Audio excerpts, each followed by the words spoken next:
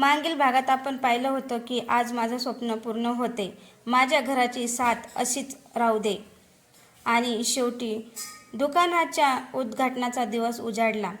सुमनने shutter उघडलं. समोर सुंदर अक्षरात लिहिलं होतं. सुमनने शटर उघडलं. समोर सुंदर अक्षरात लिहिलं होतं, आपलं घर, सुमन क्रिएशन. सगळ्यांनी टाळ्या वाजवल्या. सुमनच्या डोळ्यात आनंदाचे अश्रू होते. पण दुकान उघडताच पहिली ग्राहक म्हणून एक अशी व्यक्ती आत आली, जिला पाहून सुमन आश्चर्यचकित झाली. आता पुढे घरच्या उंबरवट्यावरचं नातं भाग 4 मध्ये आपण पाहणार आहोत. सुमनचे आपलं घर, सुमन क्रिएशन्स या दुकानाचा पहिला दिवस खूप छान गेला होता. सकाळपासूनच दुकानात ग्राहकाची ये-जा सुरू होती. सुमन प्रत्येक ग्राहकाला प्रेमाने कपडे दाखवत होती. कमलाबाई तिच्या मदतीला होत्या, तर अमोल बाहेरची काम सांभाळत होता. दिवस संपता सुमनने दुकानाचं शटर खाली केलं. ती थकलेली होती, पण चेहऱ्यावर समाधान होतं. आई, आजचा दिवस मी कधीच विसरणार नाही, कमलाबाई म्हणाल्या. मलाही नाही ग, कारण आज तुझं स्वप्न पूर्ण झालं, अमोल हसत म्हणाला. आणि ही तर फक्त सुरुवात आहे. सगळे घरी आले. रात्री जेवताना सुमनने अचानक एक गोष्ट सांगितली. मला वाटतं आपल्या दुकानात फक्त माझे कपडे नसावेत.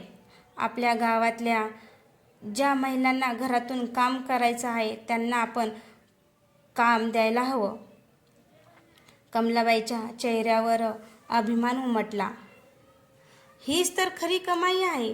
सुमन स्वतः पुढे जाणं आणि सोबत दुसऱ्यांनाही पुढे नेणं. अमोलनेही तिच्या निर्णयाला होकार दिला. उद्यापासून आपण अजून 2 महिलांना कामासाठी बोलवूया, सुमन आनंदाने म्हणाली. हो. दुसऱ्या दिवशी दुकानात 2 महिला कामासाठी आल्या. त्यापैकी एक होती शांता, जी अनेक वर्षापासून घरी बसून होती. आणि दुसरी.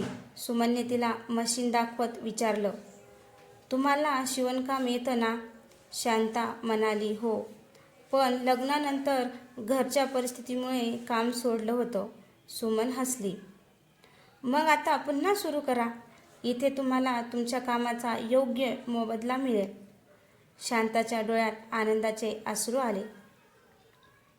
ताई, तुम्ही मला काम नाही, माझा आत्मविश्वास परत दिलात. ताई, तुम्ही मला काम नाही, माझा आत्मविश्वास परत दिलात. सुमनने तिचा हात धरला.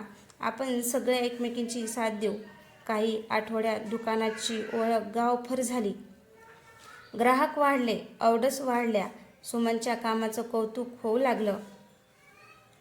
पण या सगळ्या आनंदात सुमनला एक गोष्ट जाणवली.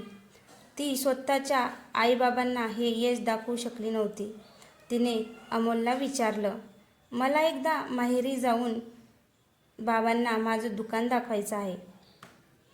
अमोल हसला. मग उद्याच जाऊया. दुसऱ्या दिवशी सुमन, अमोल आणि कमलाबाई माहेरी गेले. बाबांनी दुकान पाहिलं आणि काही क्षण शांत राहिले. मग त्यांनी सुमनच्या डोक्यावर हात ठेवला. मुली, आज मला तुझा खूप अभिमान वाटतो. सुमनच्या डोळ्यात पाणी आलं.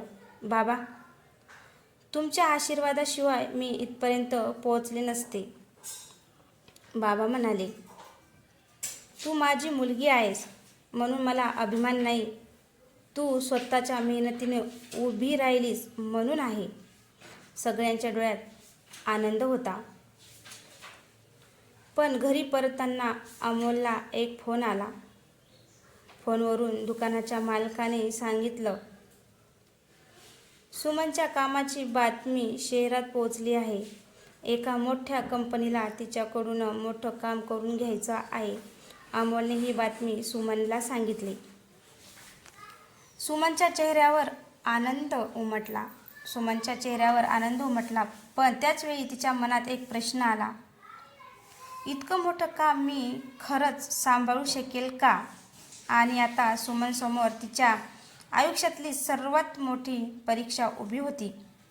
तर मित्रांनो, तुम्हाला हा कथा कसं वाटले? कथा आवडल्यास लाईक, कमेंट, शेअर करायला विसरू नका. तसंच चॅनलवर नवीन असाल तर चॅनलला सबस्क्राईब